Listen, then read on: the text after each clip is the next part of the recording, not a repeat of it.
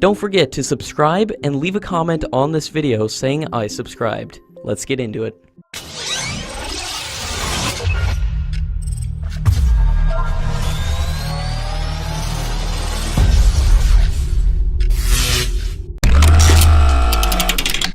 A document prepared by the Ministry of Defence and the Indian Air Force clearly shows that after taking into account the India-specific changes made in the aircraft and cost of all associated equipments and maintenance support, the per-unit price of Rafale aircraft comes down to around 1,646 crore rupees, while the price that was negotiated during the Congress government was around 1,705 crore rupees.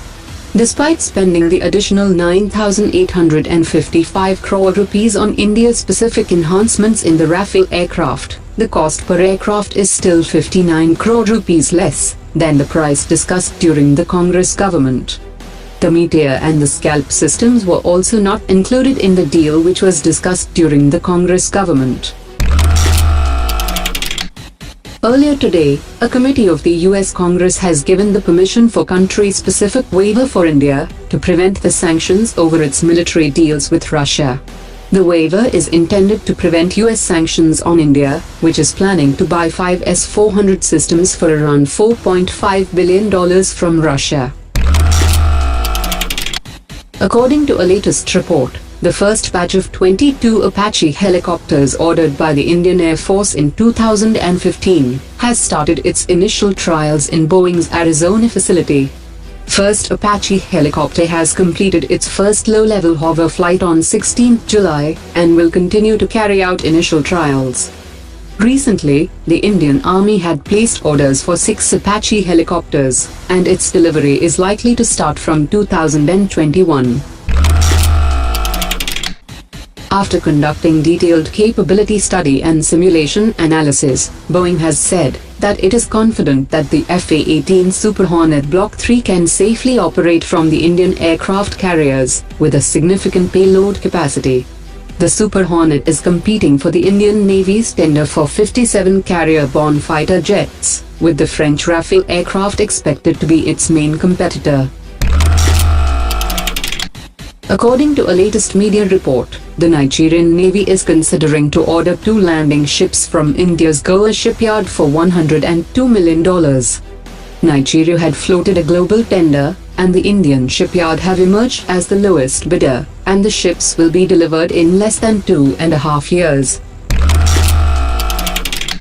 INS Turkash, the Indian Navy ship had received a welcome from the local Navy commanders as it arrived in Iran. An Iranian commander has said that the visiting Indian ship will stay in the port for 3 days. The commander of the Indian frigate had expressed the hope for a joint naval drill with Iran at the conclusion of the visit. Ahead of Prime Minister Modi's visit to Tokyo, India and Japan are planning to hold their first ever military exercise. Japanese Minister of Defense is expected to visit India in August to discuss the broad contours of the proposed exercise involving the Indian Army and the Japanese Ground Self-Defense Force. Both sides are also looking at the possibility of holding a joint air combat drill involving the Indian Air Force and the Japanese Air Force. According to a latest report, out of the total 168 contracts signed by the Ministry of Defence in the last 3 years, 106 contracts have been signed with Indian manufacturers for the procurement of defence equipments for the Indian Armed Forces. The government has also promoted the policy of strategic partnership in the defence sector, which encourages the participation of the private sector in the manufacturing of major defence platforms in 4 selected segments, which include submarines, fighter jets, helicopters, armoured vehicles and tanks.